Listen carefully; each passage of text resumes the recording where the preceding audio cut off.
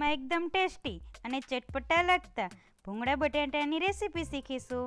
ચટપટું ખાવાનું મન થતાં તરત જ ઝટપટ બની જતો આજે એક નાસ્તો બનાવીશું. તમે ભૂંગળા બટાટા તો જરૂરથી ખાધા હશે, પણ આજે આપણે ભરેલા ભૂંગળાની રેસીપી શીખીશું. કેમ છો બધા? સ્વાગત છે તમારું શિલ્પા ભીમાણી કિચનમાં. જય શ્રી કૃષ્ણ. તો આપણે ભરેલા ભૂંગળા બટેટા બનાવવા માટે એક કુકરમાં બટેટા લઈ લેશું અને તેને બાફી લેશું. તમે જે ક્વોન્ટિટીમાં ભૂંગળા બટેટા બનાવવા માંગતા હોય તે પ્રમાણે બટેટા લઈ લેશું અને બટેટા ડૂબે તેટલું પાણી નાખી અને 2-3 વિસલ સુધી બટેટાને બાફી લેશું.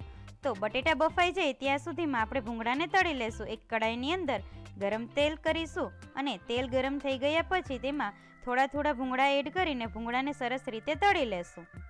તો ત્યાં સુધીમાં જો તમે અમારી ચેનલમાં નવા હોય તો અમારી ચેનલને સબસ્ક્રાઈબ જરૂરથી કરજો, જેથી કરી તમને નવા વિડીયોની નોટિફિકેશન મળતી રહે. તો આ રીતે ભૂંગળાને તળી અને તૈયાર કરી લેશું. તો આ રીતે બધા ભૂંગળા તૈયાર થઈ ગયા પછી આપણે બટેટા માટે મસાલો તૈયાર કરીશું. બટેટાનો મસાલો તૈયાર કરવા માટે એક કડાઈમાં તેલ ગરમ કરીશું અને તેની અંદર સૂકી લાલ ચટણીનો ઉપયોગ કરીશું. આ લાલ ચટણી બનાવવા માટે લાલ મરચું પાવડર, નિમક અને લસણને સરસ રીતે વાટી લીધું છે. જો તમે લસણ ન ખાતા હોય તો તમે સ્કીપ કરી શકો છો. તો આ રીતે ચટણીને તેલની અંદર સરસ રીતે ભેળવી લેશું અને પછી આ રીતે બાફેલા બટેકાના બટકા કરીશું, છૂંદો કરીશું નહીં. અને તેમાં ઉપરથી ગોળ અને આંબલીવાળી ખાટી ચટણી ઉમેરીશું. તમે જે રીતે ખાટું ખાતા હોય તે રીતે આ ચટણીને વધુ ઓછી કરી શકો છો. તો આ રીતે ચટણી ઉમેરી દીધા પછી નીચે આપણે લસણવાળી ચટણી અને બટેટાને સરસ રીતે મિક્સ કરીશું.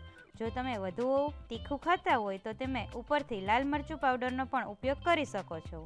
તો તમે જોઈ શકો છો કે આ રીતે સરસ એવા બટેટાનો મસાલો તૈયાર થઈ ગયો છે. અને તેમાં જો તમે વધારે તીખું ખાતા હોય તો ગરમ મસાલાનો પણ ઉપયોગ કરી શકો છો. તો આ રીતે ખાટો મીઠો ચટપટો બટેટાનો મસાલો તૈયાર થઈ ગયો છે. તો હવે આપણે આ બટેટાના મસાલાને ભૂંગળાની અંદર ભરી લેશું. ભૂંગળાની અંદર મસાલો ભરવા માટે આ રીતે ભૂંગળાના કટકા કરી લેશું. તો સરખા 2 ભૂંગળાના કટકા થઈ ગયા પછી બંને સાઈડથી આ રીતે મસાલો ભરી લેશું.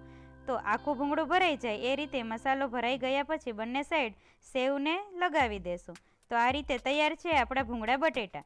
તો આવી રીતના ભરેલા ભૂંગળા તૈયાર કરી અને એક વખત જરૂરથી ટ્રાય કરશો. બહુ સરસ ટેસ્ટી લાગશે અને ઝટપટ બની જતો નાસ્તો બધાને બહુ જ ટેસ્ટી લાગશે. તો તમને અમારી રેસીપી કેવી લાગી તે કોમેન્ટ કરવાનું ના ભૂલતા. અને જો તમે અમારી ચેનલમાં નવા હોય તો અમારી ચેનલને સબસ્ક્રાઈબ કરવાનું ન ભૂલતા.